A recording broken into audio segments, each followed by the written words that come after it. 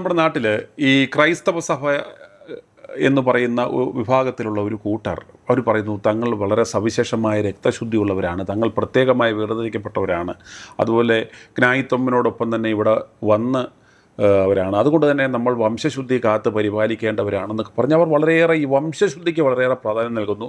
ഏതെങ്കിലും ഒരു കാരണവശാൽ ഇവരുടെ കൂട്ടത്തിൽ തന്നെയുള്ള മറ്റ് സഹോദര സഭയിലെ ഒരു വ്യക്തിയെ വിവാഹം കഴിച്ചാൽ അവരുടെ വംശശുദ്ധി നഷ്ടപ്പെടും എന്ന് പറഞ്ഞ് ഭ്രഷ്ട് കൽപ്പിച്ച് അവരെ പുറത്തു നിർത്തുന്നു.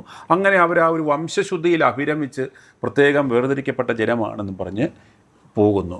നമ്മുടെ ക്രിസ്തുവും അതല്ലെങ്കിൽ ഈ ഒരു വംശശുദ്ധിയും തമ്മിൽ എന്തെങ്കിലും ഒരു പൊരുത്തം?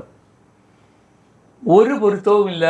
അതും ഈ പറഞ്ഞ മാതിരി ഇവർ നട്ടാക്കുരുക്കാത്ത കള്ളം പറഞ്ഞ് പെരുപ്പിച്ചുണ്ടാക്കുന്നതാണ്. അതിൻ്റെ തെളിവ് എന്താണെന്ന് വെച്ചിരുന്നാൽ, നമ്മൾ കർത്താവ് ക്രൂശിക്കപ്പെട്ടു, നമ്മുടെ രക്ഷകനായ കർത്താവ് ക്രൂശിക്കപ്പെട്ട ദിവസം സ്വർഗസ്ഥനായ പിതാവ് സ്വർഗത്തിൽ നിന്നും ഇറങ്ങി വന്ന് ദേവാലയത്തിൻ്റെ തിരശീല മുകൾ തൊട്ടടിയോളം എന്ന് ഞാൻ പറഞ്ഞതെന്ന് വെച്ചാൽ, ദൈവം മുകളിലാണ് നിൽക്കുന്നത്. താഴെയാണെന്നുണ്ടെങ്കിൽ കപ്പ്യാർ കീറിയതാണെന്ന് നമുക്ക് വേണേൽ പറയാം. ഇത് മുകൾ തൊട്ടടിയോളം കീറിക്കളഞ്ഞു. അത് അർത്ഥശൂന്യമായ ഒരു സംഗതിയാണോ? അല്ല, വളരെ അർത്ഥസമ്പുഷ്ടമാണെന്ന് തെളിയിക്കുന്നത് എന്താണെന്ന് വെച്ചിരുന്നാൽ, അതുവരെ ഇതാരാ? ഇത് യഹൂദൻ, പുറജാതി അവിടെ എവിടെയാണെന്നറിയോ? ഈ ദേവാലയത്തിൽ പുറജാതികൾക്ക് നിൽക്കാനൊരു സ്ഥലമുണ്ട്, അവിടെ നിന്നോണം, ഇങ്ങോട്ട് വരരുത്. ഇതിന് വിശുദ്ധ വേദപുസ്തകം പറയുന്നത് യഹൂദനും പുറജാതിയും ആയുള്ള ഒരു ചുവര് കെട്ടിയിട്ടുണ്ട്. ഇതിനെ യഹോവയായ ദൈവം ഇടിച്ചു കളഞ്ഞു. നടിച്ചുവർ ഇടിച്ചു കളഞ്ഞ് എന്തിനാണെന്ന് വെച്ചിരുന്നാൽ, ഞാൻ യഹൂദനും പുറജാതിക്കും തമ്മിൽ ഒരു വ്യത്യാസവും കൽപ്പിക്കുന്നില്ല എന്ന് കാണിക്കുന്നതിനാണ്.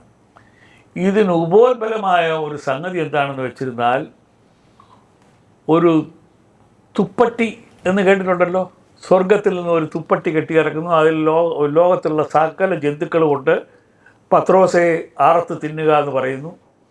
പത്രോസ് പറയോ, ഞാൻ ഇതുവരെ അങ്ങനെ ചെയ്തിട്ടില്ല, അറപ്പും വെറുപ്പുമുള്ള ഒന്നും ഞാൻ എൻ്റെ നാവെ തൊട്ടിട്ടില്ല.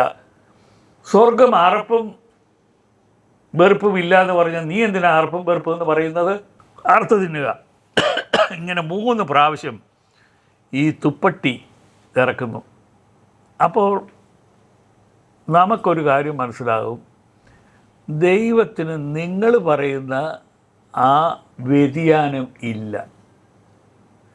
എന്നാൽ ഈ പല സഭക്കാരും ഇതിനകത്ത് പന്നിയെ തിന്നാൻ ഇതൊരു ക്ലോസായിട്ട് എടുത്തേക്കുന്നു. പന്നിയെ തിന്നരുത് എന്ന് പ്രത്യേകം പറഞ്ഞിട്ടുണ്ട്. കാരണം രാത്രി ഞാൻ നിൻ്റെ കുടുംബം കാണാൻ വരും, നീ നിൻ്റെ പെമ്പിളെയും കുഞ്ഞുങ്ങളും കൂടെ കിടക്കുന്നത് കാണാൻ ഞാൻ വരും. പന്നിയെ തിന്നേച്ച് വേണ്ടാതിനും കാണിച്ചേച്ച് കിടക്കുന്നിടത്ത് ഞാൻ വരികയില്ല. അതുകൊണ്ട് പന്നിയെ വിലക്ക് ഈ തിന്നുന്നതിന് വേണ്ടിയിട്ട് ആൾക്കാർ ഉപയോഗിക്കുന്നു. ഇവിടെ എന്താ പറഞ്ഞേക്കുന്നത്? കർത്താവേ സ്തോത്രം, ഈ സ്വപ്നം കണ്ടു കഴിഞ്ഞ് ഇവൻ ഇതെന്താണെന്ന് അറിയാൻ വയ്യാതെ ഇങ്ങനെ ഇരിക്കുമ്പോൾ കൊർന്നല്യോസിൻ്റെ അവിടെ നിന്ന് വിട്ട 2 ആൾക്കാർ വന്നിച്ചു, പത്രോസ് ഇവിടാണോ താമസം? തുകൽക്കൊല്ലൻ്റെ വീട്ടിലാണെന്ന് പറയുന്നത് കേട്ടു. അതേ എന്ന് പറഞ്ഞു. പത്രോസ് ഇറങ്ങി ചെല്ലുന്ന ഉടനെ പറയുകയാണ്, അവരല്ല പറയുന്നത്, പരിശുദ്ധാത്മാവ് പറഞ്ഞു, നീ ഇവരുടെ കൂടെ ഇറങ്ങിച്ചെല്ലാൻ മടിക്കരുത്. ഇവർ പുറജാതികളാണ്, പത്രോസ് യഹൂദന. അപ്പം മനസ്സിലാകും, അയ്യോ ഈ കാണിച്ചതിൻ്റെ അർത്ഥം ഇതാ. അവൻ കൊർന്നല്യോസിൻ്റെ വീട്ടിൽ ചെല്ലുമ്പോൾ ഒത്തിരി ആൾക്കാർ വന്നിരിക്കുന്നു. അയ്യോ പത്രോസ് വേണ്ട വരുന്നേ എന്ന് പറഞ്ഞിട്ട് അവരെല്ലാവരും ഹല്ലേലൂയ ദൈവത്തിന് സ്തോത്രം എന്ന് പറഞ്ഞ പരിശുദ്ധാത്മാവ് അവരുടെ എല്ലാവരുടെ മേൽ വന്നു. യഹൂദൻ്റെയും ജാതികളുടെയും നടുക്ക് വന്ന് അവരെല്ലാവരും നൃത്തം ചവിട്ടാൻ തുടങ്ങി. ആ അത്ഭുതം കണ്ട് ആ സന്ദർഭത്തിൽ പത്രോസ് പറയാം, ദൈവമേ ഇവരെ മാമോദിസ മുക്കാൻ ഒരു തടസ്സവുമില്ല. അപ്പോൾ യഹോവയായ ദൈവം പുത്രൻ തമ്പുരാൻ ഇവർ പറഞ്ഞതിൻ്റെ അർത്ഥം എന്താണെന്ന് വെച്ചാൽ, ഞാൻ യഹൂദനെയും ജാതിയെയും ഒരുപോലെയാണ് കാണുന്നതെന്ന് പറയുന്നിടത്ത് ഈ വംശശുദ്ധി പ്രസക്തമല്ല, പച്ചക്കള്ളം.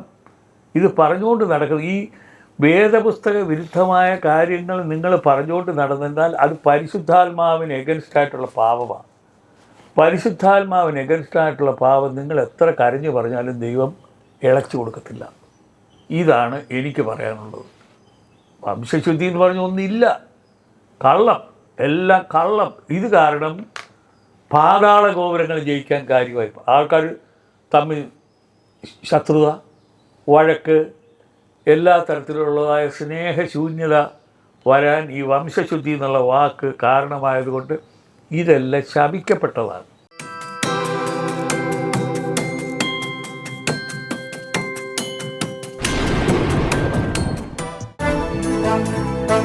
i2i News, an eye for truth.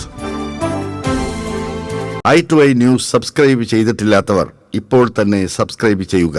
Notification ലഭിക്കുവാൻ ബെൽ ബട്ടണും അമർത്തുക.